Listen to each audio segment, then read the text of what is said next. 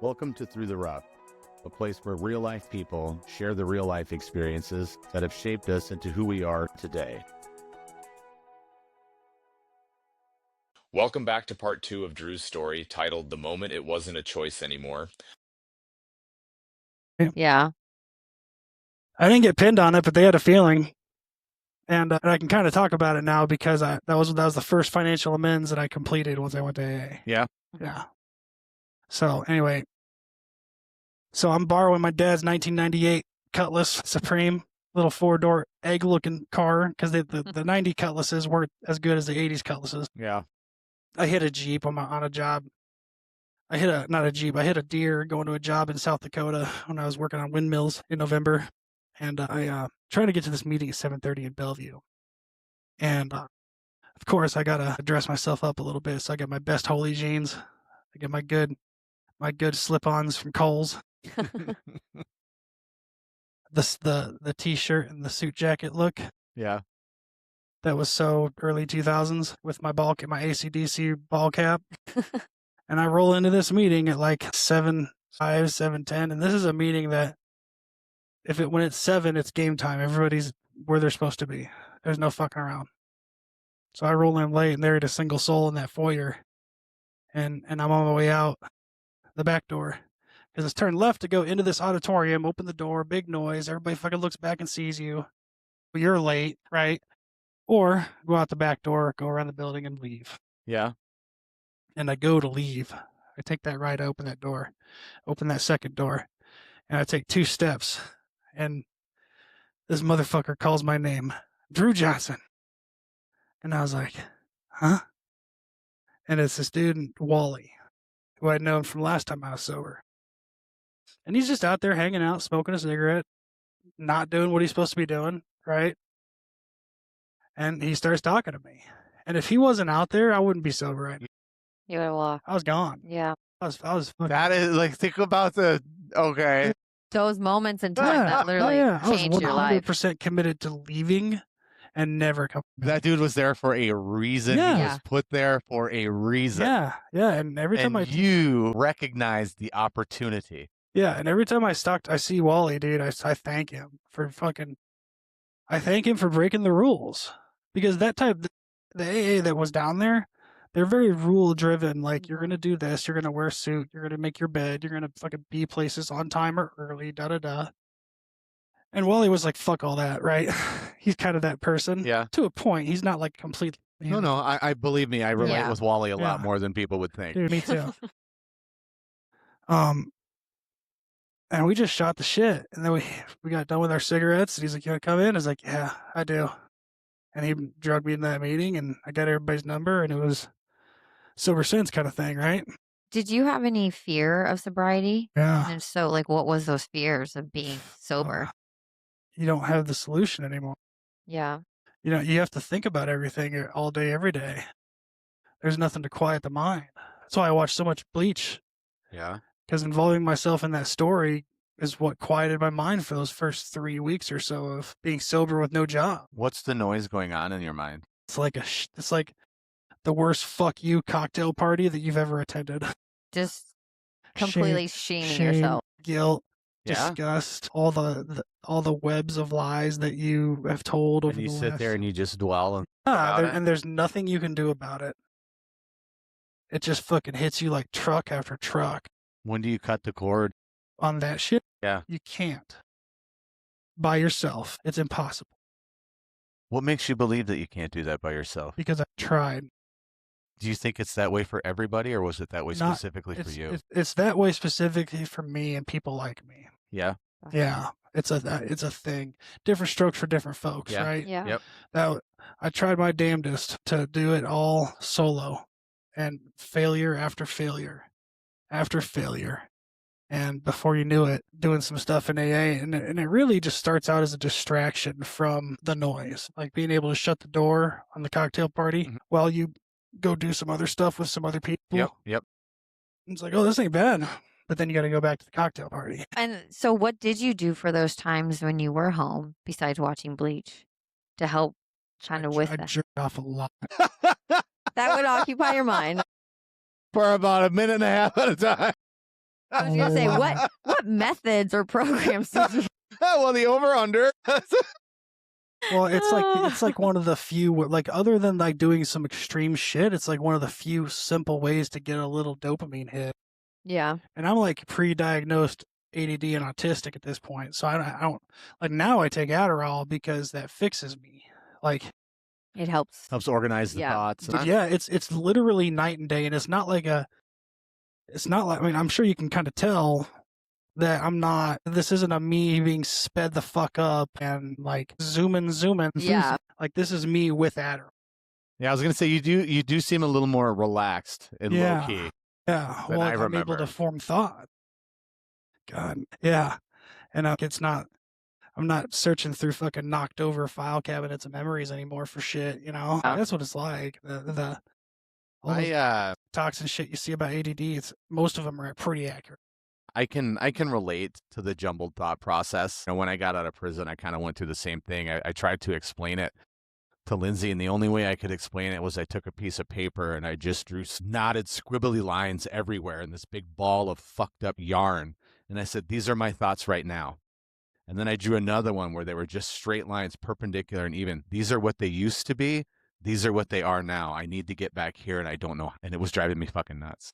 Dude, I get it. I Yeah. get it. See, the nest is what they are normally, and then I take my Adderall, and they straighten out. Yeah. At least to the point where I'm able to fucking go through them like I want to. Yeah. I'm able to prioritize a little bit better, but not recommending that for everybody, right? Always talk to your fucking doctor, your therapist. Not the guy in the corner by under No. the stop No, sign no. after 11 o'clock at night. John Cena in a hotel room. Yeah. I got a lot of cool people like that in my backpack, and and we went through the gamut. I tried all the other shit, right? Like I tried the Vyvanse, tried the extended release, nothing. Then I had to go to instant release, like 30 milligrams twice a day, and that fucking did the trick. Yeah. Mm-hmm. You know? Well, you're a big fella, man. What are you, about 6'1"? Yeah, and like 300 pounds. Yeah. Are you 300? I was going Yeah. to be like 240. No, fuck that. I wish. Yeah. I'd look like you if I was 240, bro. I weigh 175. Yeah, that's nuts. 5'11", 175. Skinny twig bean. Yeah, I mean, I need to get back to the gym and do all that better shit for me. And having my daughter has been really like, that's one of the motivators for that, because I want to like, when she's fucking 4 and 5 and starting softball and shit, I want to be able to be there for that. Now I just went to the doctor. I'm taking a leave of absence from work because my blood pressure is so high and my anxiety is so high. Your anxiety is high now? Uh, Why do you have high anxiety? just because of some life shit that's going on. Like, me and my wife are having problems. Through the rough. Yeah. You're going through the rough right now. Oh, Yeah. yeah, dude, big time. Like we've been married since 2018. Yeah. And there was a 6-month separation in there, and then we came back together, and we've just been like fighting to fucking make it work. And it's not. And then I was doing stupid shit. She was doing stupid shit. I was talking to people that I shouldn't have been talking to, of the female persuasion, right? Yeah. And she Oh. was doing some dumb shit with fucking her stuff. It's her story. I don't want to tell it. I gotcha. And we just recently came to a conclusion on a lot of that. And it's kind of a rebuilding phase, right? She let me sleep in today.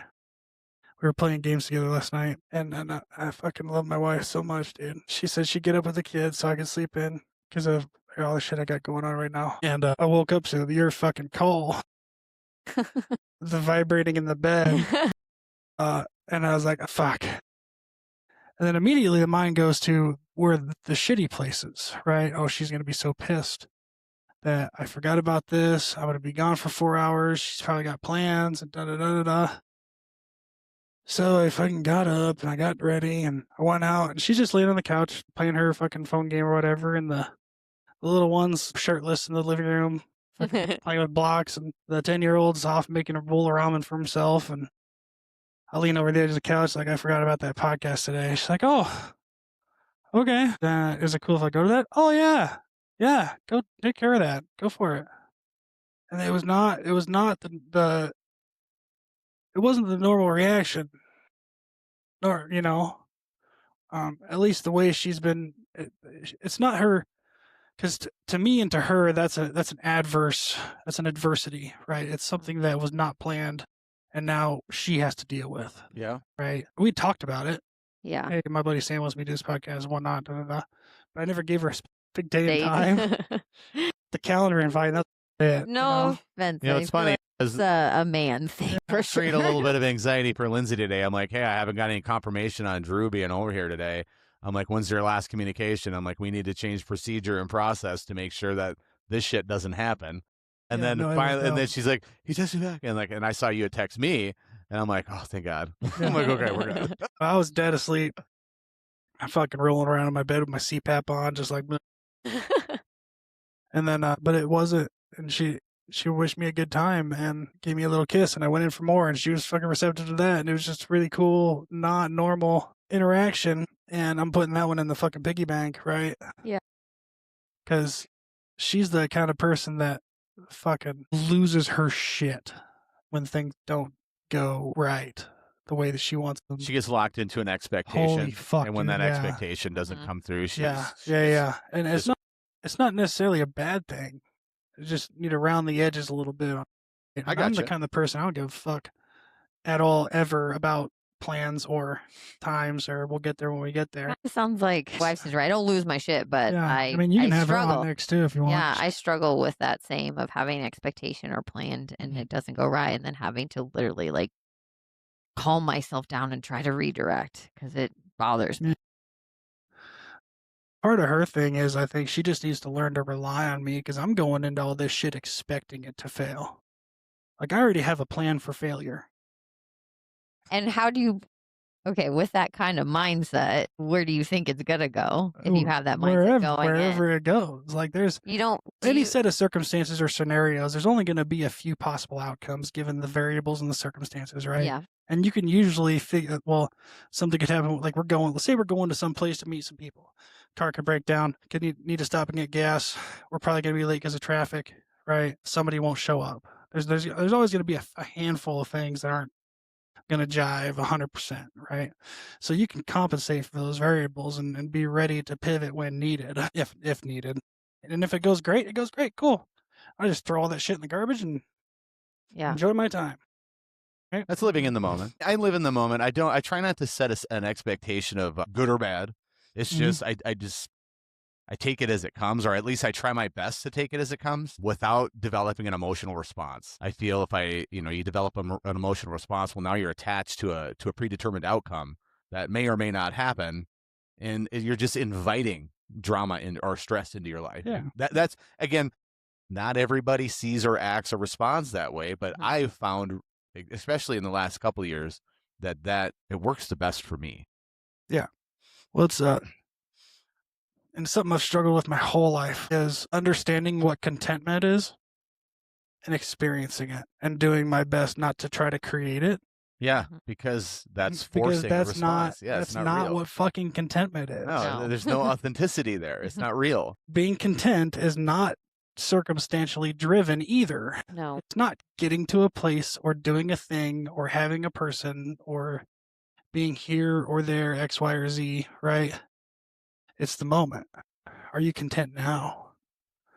Are you, and it's not even necessarily a happy or a sad thing, right? Contentment's just contentment.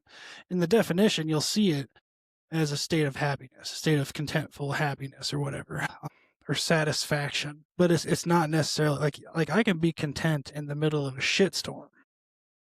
It's where I thrive, really. Like if I'm at work and shit is hitting the fan, it's like that Futurama episode where Fry is on the shit or whatever. It's like a limitless thing, and the whole fucking ship is burning down, and he's just like, I'm ready to go. And he starts running around and saving people and doing things and fixing this and getting that. Like I thrive in situations of chaos. That's probably the ADD autism part of my brain. But when I have to make quick decisions with very little information, I do very well.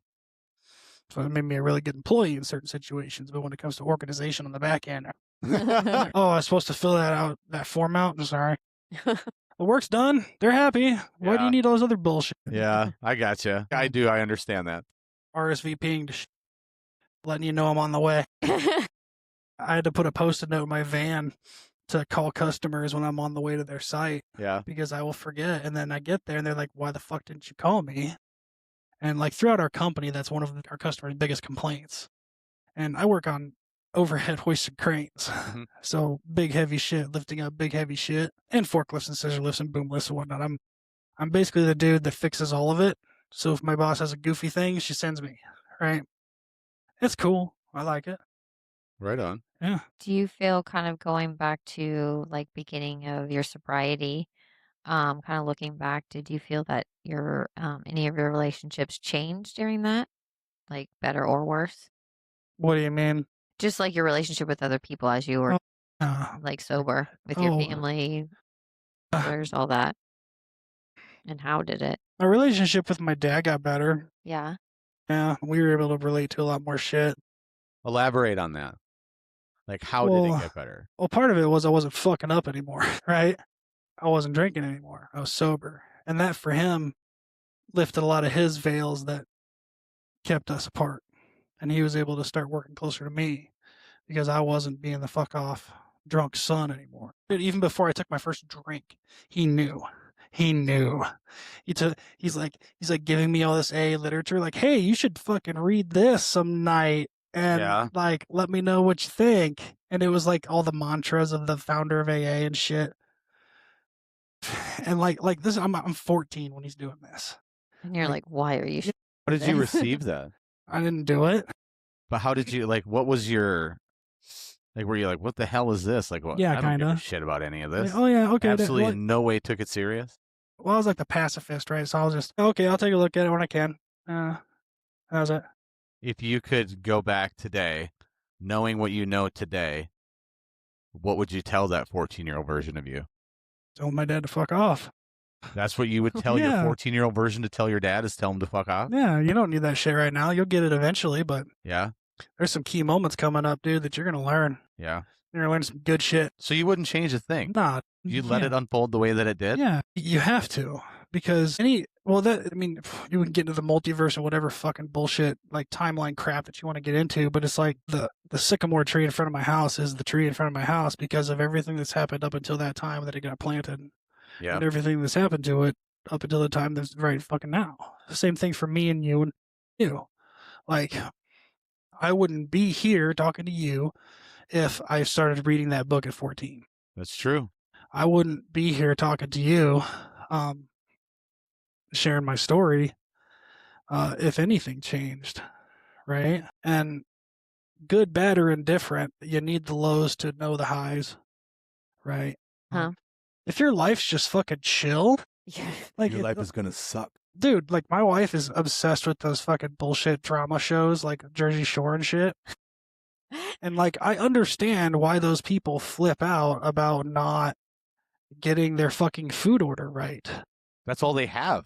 Because they've been elevated to a level of excellence that they've only known, and even the slightest deviation from that is fucking World War III to them. Yeah. And They they don't turn in- understand. Yeah. There's no Turn into growth. There's no children. opportunity for growth in No, those you lives. don't get empathy. You don't understand sympathy. Like there's so many things that have to happen as a result of the shitty times. And now, granted, my life hasn't been that bad. Like, fuck, there's so many more people that have had way worse existences than Yeah. myself. It's not gonna be me that sets that bar as far as like, well, you gotta experience these things to have a spiritual experience or whatever. And when people are talking in meetings, I fucking hate that shit. It just bugs the crap out of me. Like, gotta hit rock bottom. What's rock bottom? Right? What is it? What is it for you? You don't know. You don't know. You don't know. Nobody knows until they're there. Yeah. And it's like, oh, right. And like you said, your rock bottom wasn't, your rock bottom was waking up, knowing you're losing your job in your house. Like you Yeah. weren't in prison or, you No. didn't kill someone with your vehicle, Yeah. Dude, I was roommates with a dude that did that. He was Yeah. driving a vehicle, drunk as fuck, killed 3 of his friends. Right? Silver cents. That was his. Sometimes your wake up call costs people their lives. Yeah. And do not take that for granted. Because those motherfuckers died so that he could have a story to tell somebody else. Yeah. You selfish fuck. Right? Don't cheapen those deaths. Now, granted, I don't have anything like that in my story, thank God. But I've seen some people die.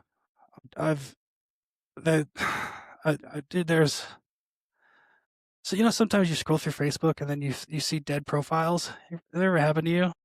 The friend suggestion, and you see a profile of a friend that's been dead for a minute, Yeah. right? This one dude's been coming up on my timeline. His name's Ben Felipe, and he was the most genuine, caring dude ever. And he put a fucking bullet in his head because he just fucking couldn't handle it anymore. Now, the jury's out on what caused him to do that, but he didn't have anybody in his life that loved him. There's where I'm gonna run with this real quick. He put a bullet in his head. You said he was one of the nicest, caring guys ever. He didn't get it in return. He was constantly giving it out. He Yeah. was constantly giving it out. And Mhm. because he was giving it out, I'm assuming, people recognize that as he didn't need it because he had so much he could give it away now. You know what I Mhm. mean? And he had nobody giving that back. And that was a very isolating, very alone, Yeah. where there's no fucking hope anymore. Yeah. His girlfriend or wife at the time was a fucking black hole for his love.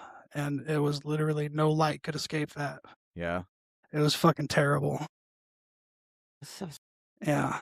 Again, then you go back to recognizing. How do you recognize these things with the exception of just being flat out, hey, Drew, are you an alcoholic? What the hell is your problem today? Well, Or, hey, Felipe, like, what's going on with you? Well, I think it's hard though too because like in, my personal experience with an alcoholic, I had a long-term relationship and he became an alcoholic. And I think for me, it was hard for me to really recognize because it was hidden. And he very good job of hiding it. And so I just, I think maybe that's hard to recognize because, Drew, as being an alcoholic prior, do you feel that you did hide it a lot from people? yeah, that was the goal. Yeah. Because I'll be goddamned if I show you my flaws, Yeah. right? I'll be goddamned if I'm vulnerable. So that's I will lay myself out on an altar and martyr myself prior to you being able to see me for my faults. so it is hard to recognize because they don't want you to recognize it Yeah. because they don't want to recognize it. I got a question for you. I have an Uh, answer. I bet you do. At what point did alcohol stop being something that you used for fun and became something that you actually depended on? Like, you want like a timeline? I mean, Like a date or like a circumstance? maybe a circumstance Yeah. that you recognized it as like, holy shit, like now I wake up and I got the shakes until I drink. Mm. That's an example. I mean, I don't know if that's So I relapsed in 2000. this is gonna have to be before a relapse, man, because the relapse means you had already went through AA at one point. Yeah. Well, there wasn't I was still, before that, there was a lot of fun involved still in my first time and my sobriety the first time in 2009, 14. And you said you were 19 at that time, right? Yeah. Got sober the first time? Yeah. No. It would have been 2000. Okay. Yeah. August 2004 was my OG sobriety date. And then I did a gummer and had to reset it. And it was like, excuse me, You said you did a gummer? got some cocaine with some shady friends. Oh. Yeah. So I reset it in like November of 2004. And, but up until that first time in sobriety, it was still kind of fun. There's still a lot of social aspect to it. There wasn't really a, You didn't recognize the dependency at no. that point? And that was part of the, not having that experience is kind of what led me to my relapse the second time, right? Yeah. Because I rolled through AA and it was just like, well, these guys are a bunch of charlatans and whatnot. And I never really had a legal drink. I never really had the opportunity to try and do this on my own as far as like drinking like a normal person. So I remember I was living with this dude off of like 130th Q, whatever. Just renting a room. I waited till the gas station opened and they started selling booze at 6 a.m. And I went in and bought a bottle of OE because whatever, right? I wouldn't want to buy the good stuff. And I drank like half of it on the way back to the apartment. And I chucked it up in the middle of the road and let it smash on the ground. And it was like my fucking symbolic, like I'm leaving AA gesture. All by myself, nobody to watch or witness, right? Yeah. It was just like my thing. And that was it.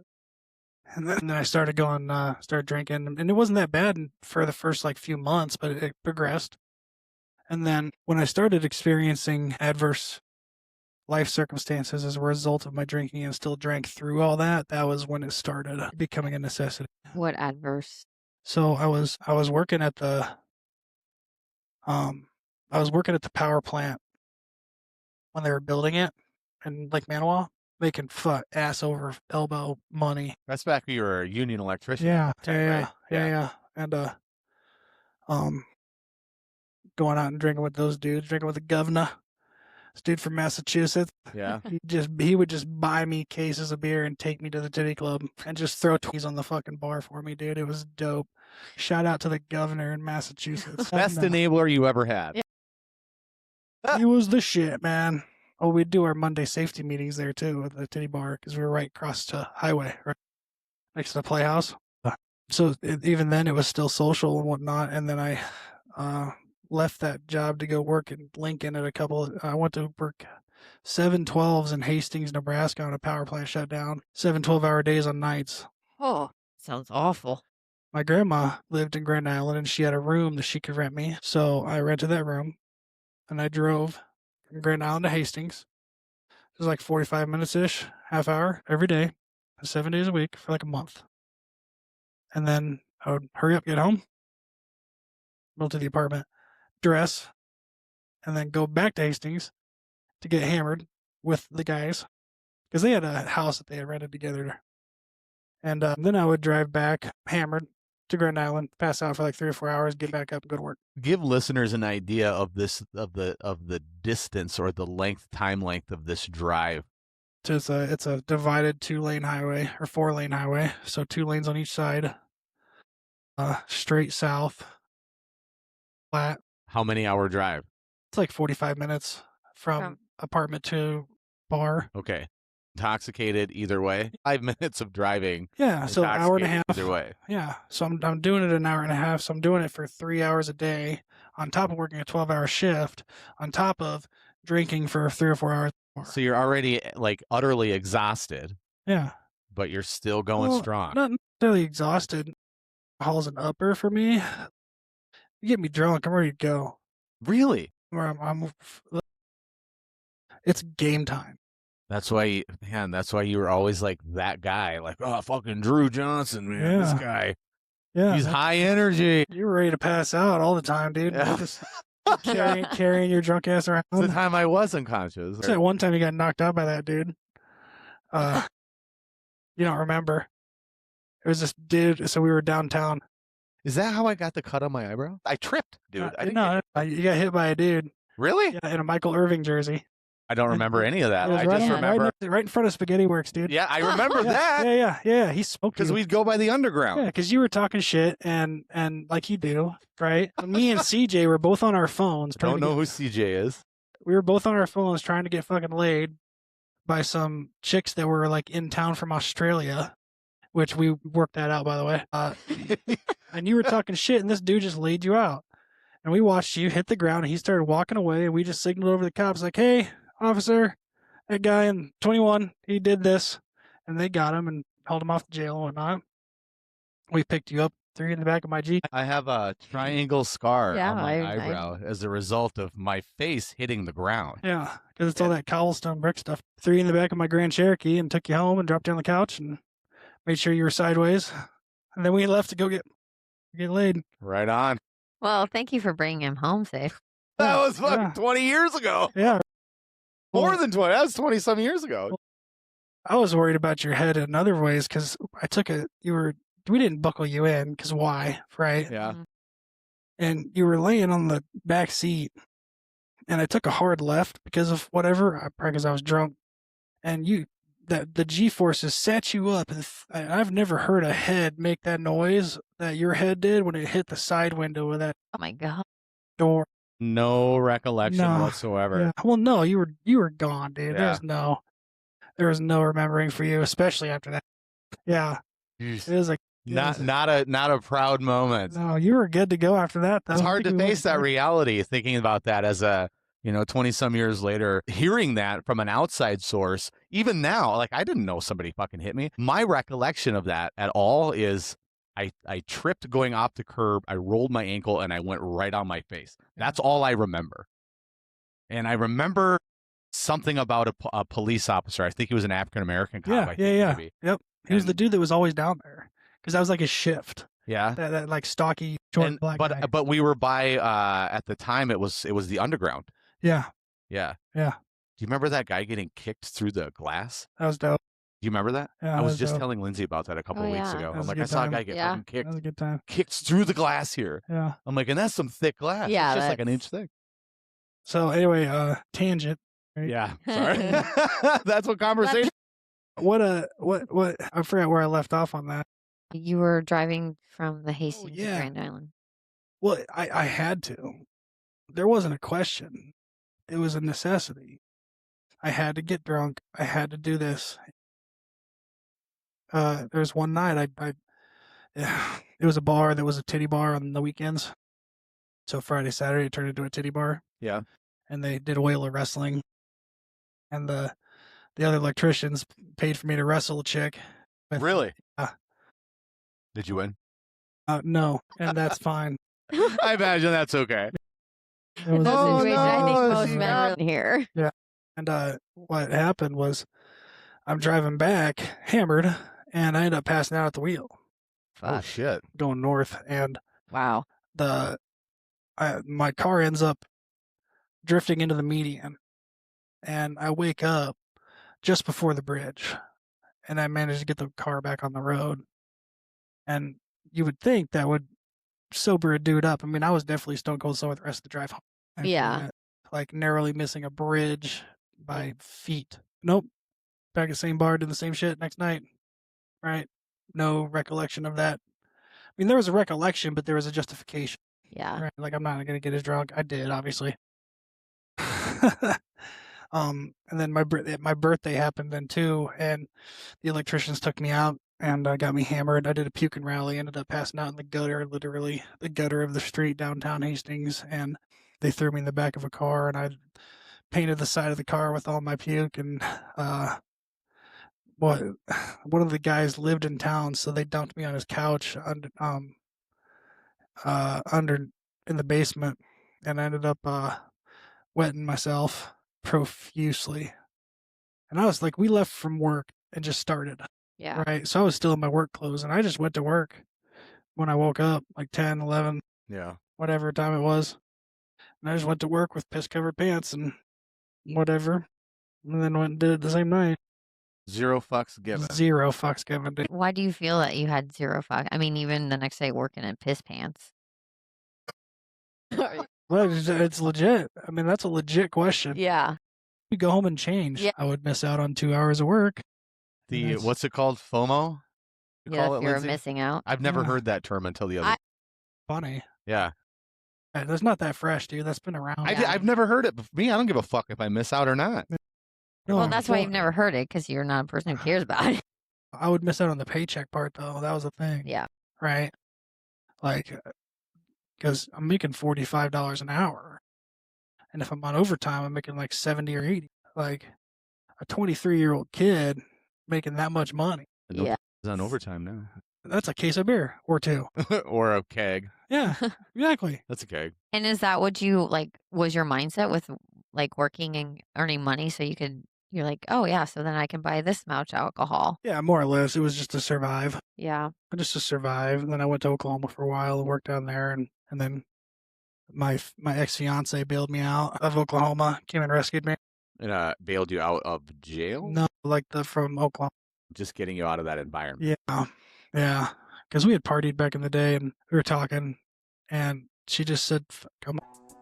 Thank you for listening. Don't forget to stop by throughtherough.net to check out our latest episodes, merchandise, and hit that donation tab to keep content coming. See you again next week.